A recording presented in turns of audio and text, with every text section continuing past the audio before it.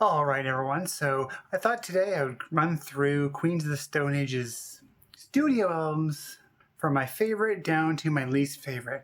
But before I do, just give me a second.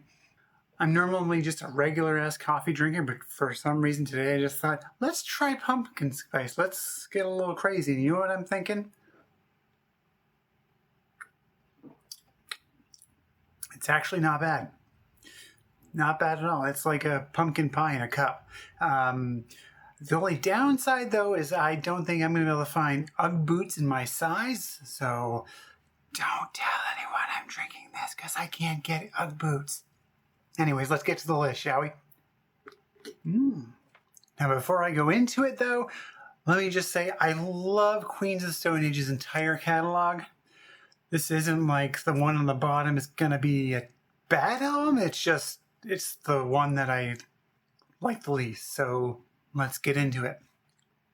Did I just say let's get into it like 5 times already? Let's get into it. Okay, so number 1 for me, Songs for the Deaf. I think that's number 1 for a lot of people. That album is the one that actually sounds the most different out of all their albums. Just by the way it was recorded, it's a very dry, very tight sounding album, which I guess apparently people don't necessarily like. I love it though. Like it's got an edge to it because of that. Also, you've got Dave Grohl laying down some sick drums that are basically in the forefront of this entire album. Like, it's basically a showpiece. This is one of those albums that shows people what Dave Grohl can actually do behind the drum kit. And anyone that says that he's a bad drummer should listen to this, or they should also listen to Them Crooked Vultures, just so they can actually hear what kind of a drummer he actually is. First of all, it's almost like a concept album in a way, because there's a whole motif through the entire album where someone is driving through the desert, and this is basically what they're hearing as they find radio stations throughout the trip. So that's pretty cool. The first track obviously just kicks you in the face, and then kicks you in the face some more. And then we get basically one of Queen's biggest hits of all time, No One Knows. We've got Mark Lanegan all over this album. My God, that guy has such an amazing voice. Like Hanging Tree, my God. Just that smoky, dark voice that just sounds like he's literally chugging Jack Daniels while smoking 5 cigarettes at the same time. Yeah, it starts off on a banger and then just gets really completely creepy at the end with Songs for the Deaf. Very interesting indeed. Go ahead and listen to that one for sure. More pumpkin spice. I'm addicted. Oh my God. It's like crack for white girls and now I'm into it. Does that say something about me? Number 2 is Like Clockwork. This is almost the exact opposite of Songs for the Deaf. This one's very open. It has all of these cool interweaving parts. It's very dark and depressing, and for that I like it. It's one of the first times that Josh was writing lyrics that weren't about doing drugs in the desert. It actually was about him, like the actual what he was feeling at that time. Like Songs for the Deaf, its opener does kick you in the face, but for different reasons. Like this, like Keep Your Eyes Peeled is such a dark song, but very ominous. Vampire of Time, like just that simple piano part that just, a lot of these songs really just say what I'm feeling in a way. Like I was basically around my early 30s when that came out, so I could feel like that, almost like that question of oneself of like, what the hell am I doing here? What the hell am I doing with my life? That's basically what this album is all about. It really also showcases Josh and Troy, for that matter, as guitar players. Like all of these weird guitar parts, like I Appear Missing is almost like a, everything's just kind of reversed in a way. Like it's got a bounce to it, but again, just very depressing. About almost dying on the operating table. It's basically star-studded. You've got Trent Reznor all over this. Dave Grohl is back on this one. We've got Elton John on the last song playing the piano part. Just very nice. It's basically like a growth for this band. Up to that point, they had their sound. This is them breaking out of that sound. Now, the next two basically kind of flip-flop between these two spots. It depends on how I'm feeling that day. So the first one today, it's going to be Era Vulgaris. When this one first came out, I liked some of the songs on it, but I will admit it's basically one that just grew on me over time. You've got 666 with that weird just guitar part that just kind of bounces. It's very nice with those sexy little lyrics about, I'm going to say, dirty dancing, maybe? Sex, whatever it is, it's just dripped in sex. It's got one of my favorite Queen songs, Misfit Love. Oh man, you've got to just listen to that. Specifically, go find live versions of that song where everything is just kind of a little sped up. It's got a little bit more attitude to it. You've got more mellower tracks like Into the Hollow. Yeah, it very much grew on me, so now it's made its way to the top 3. So good for you, Queens of the Stone Age. Also, I'm pretty sure this is the first album with Mikey Shoes on bass. So sure, Nick was good, and Alan Johannes playing on Lullabies was also good, but Mike has just got like I like to call it like a slippery tightness to his bass playing that I prefer. Yeah, Nick's got like an attitude, but this is just the next one being Rated R. As their sophomore album, like any band, I feel like with a second album, you gotta step it up.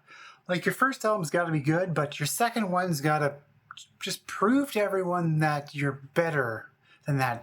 You've also gotta prove that you've learned some things while you've been touring nonstop on that first album, which they did. I feel like they tightened things up a little bit. It's more of a concise package than their first album. Also, you got the first appearances of Mark Lanegan. That guy has been all over Queen's work when he was alive. Like Into the Fade is it's magical, really. Just so magical.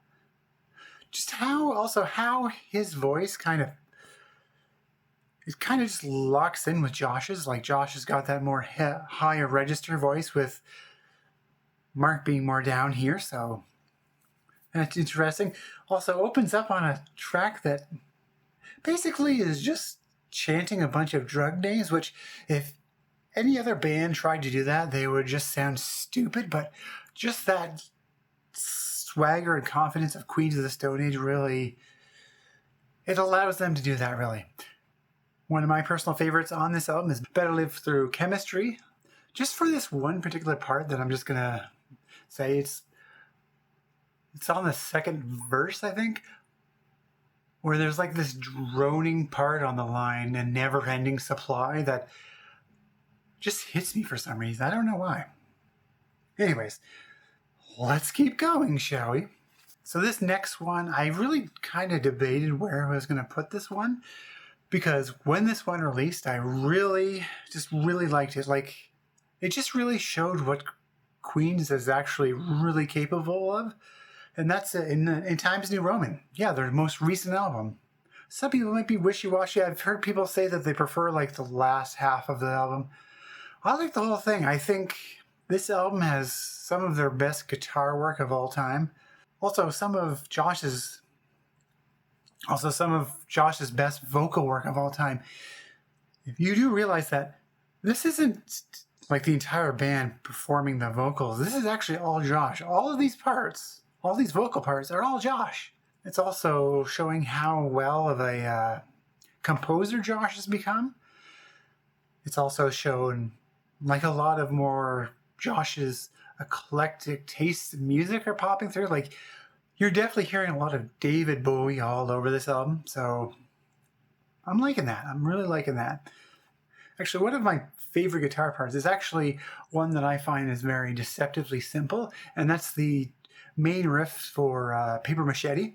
Like, on its own, like, just the notes being used are very simple, but it's that weird harmonic thing at the end that kind of makes it difficult. Just that one little thing. It's like just like a little bit of tension that you need to get around the neck like that, but then you have to like release that tension in order to play that harmonic. Is very interesting.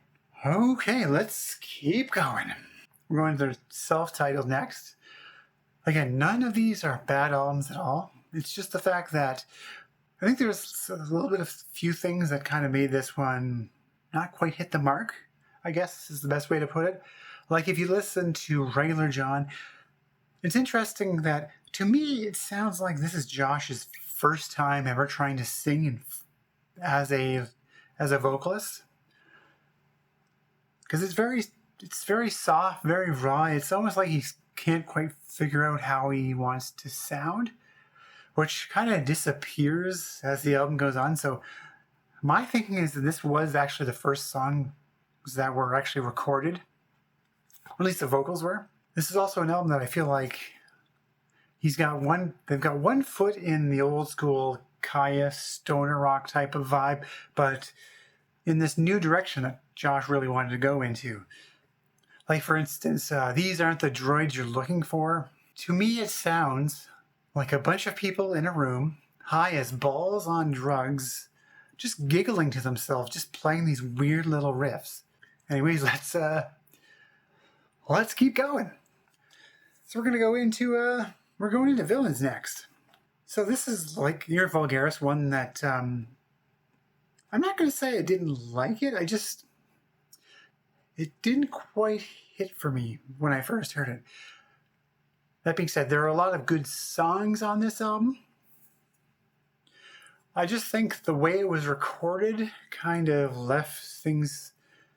It could have been better, is what I could say. And I feel like a lot of Queen's fans feel that way too. Like, this is also the first album that has Josh on the drum throwing full time, so he's a drummer that I've really come to really appreciate in this band because it was Joey, amazing drummer. Joey was an amazing drummer. I just feel like his need to just speed everything up it did give Queens an attitude, but I feel like it lost that Queen's groove a little bit. So John Theodore just kind of sitting in the pocket kind of just made it a little, it gave Queens that groove that I actually like. Also, I just think it's crazy that the same drummer that's playing these kind of more straight drum parts was also playing in the Mars Volta, playing these crazy all over the place drums. So just knowing he can do that is just, he's one of my favorites actually. He's become one of my favorite drummers. And we're going to last place again. I'm not saying this is a bad album.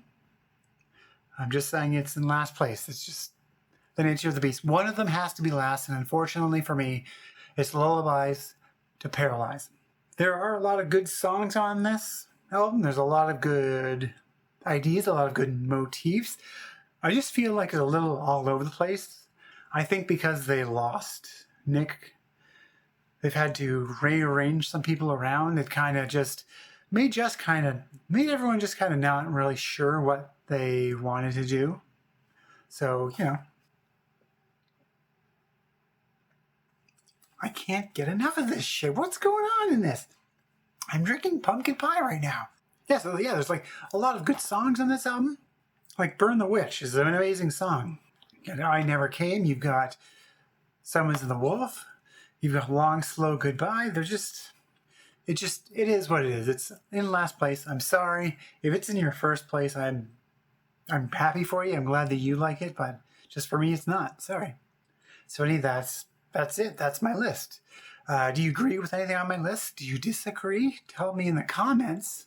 Yeah, I'm actually curious to see other people's lists because honestly, Queens of the Stone Age is one of those bands that, because each album is kind of a little different, it's hard to really pinpoint a sound for them. So it's just going to be interesting to see what other people think. So let me know. So that's it. Have yourself a good day and bye.